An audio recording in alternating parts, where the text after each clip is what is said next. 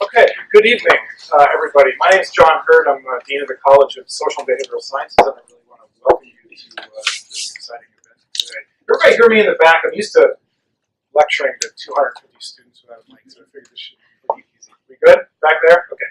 All right. Well, thank you.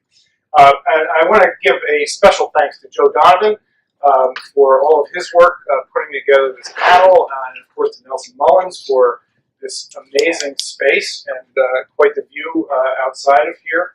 I also want to thank Joe for making the connection with Mark Preston. Mark was gracious enough to meet me for a 7 a.m. breakfast earlier this fall, and we talked about ways that SBS can better connect with DC, and this is the first of what I hope will be many opportunities to do that. I also want to mention that this show will be live, or live to tape, as Mark put it.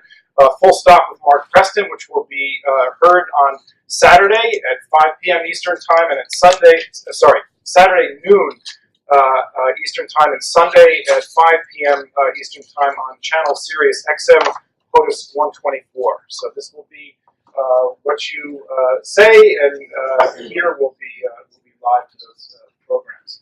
And I also, of course, want to thank Mark for organizing the event, and to thank our speakers today, who Mark will be introducing, Brian Jones, Stephen Hankin, and Ron Klink, for sharing their time and expertise. We really appreciate that.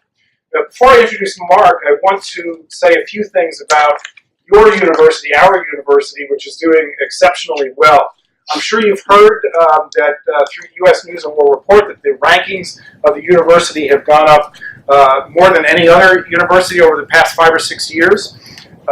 Which is particularly helpful in attracting students. And you may also know that Princeton Review rated the food at UMass Amherst to be the best in the country. Now, for those of you who graduated a number of years ago, you may find that hard to believe, but I assure you, if you come to campus, it's really quite extraordinary. And I can say it's not an inconsiderable aspect of attracting 17 or 18-year-olds to campus to say your food is better than anywhere else as well.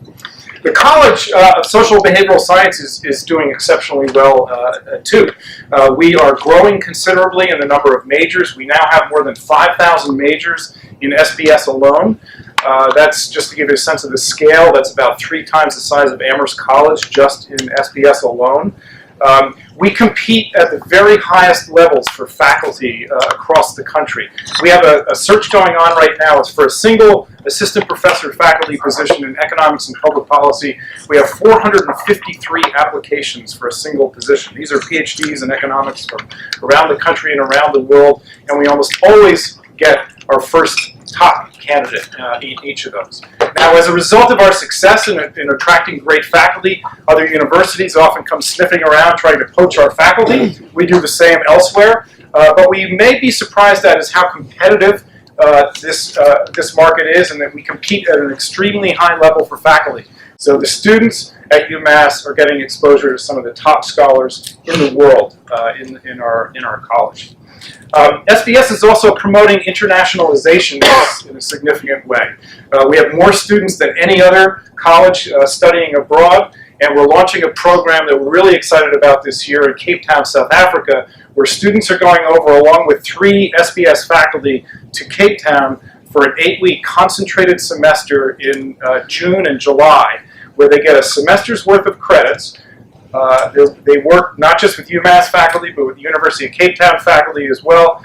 And the best thing is, and this is an important bedrock component of being at a land-grant institution, is that the cost of that education, that study abroad experience, is less for those students than being at UMass for a semester, for an in-state student.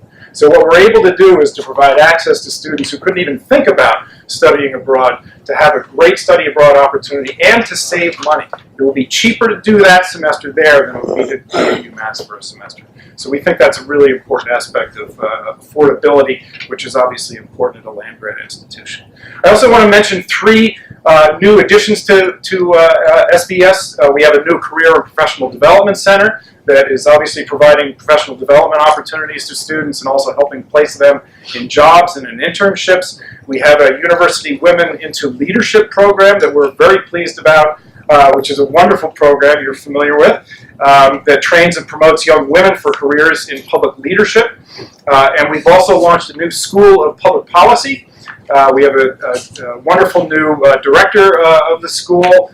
They're launching a one-year master's program, and I'm delighted. I think Satu Zoller, is Satu here? Yeah, our associate director, Satu Zoller, is here, and a number of students from the School of Public Policy are here as well. So we think that's obviously an important connection with DC as well. So we believe it's absolutely critical for young people to get involved, especially now, I would say, in politics and policy at all levels. And we're very pleased to introduce today an SBS in DC pilot internship program that we're starting this summer. So we're going to be sending between 5 and 10 students down here for internships, and we're looking to do it in a need-blind basis. So we're having students apply for the program, and we're trying to meet the difference between their ability to pay and what it costs to live here, which is not inconsiderable during the summer. So that's an important program, an important initial connection that we're trying to make with DC.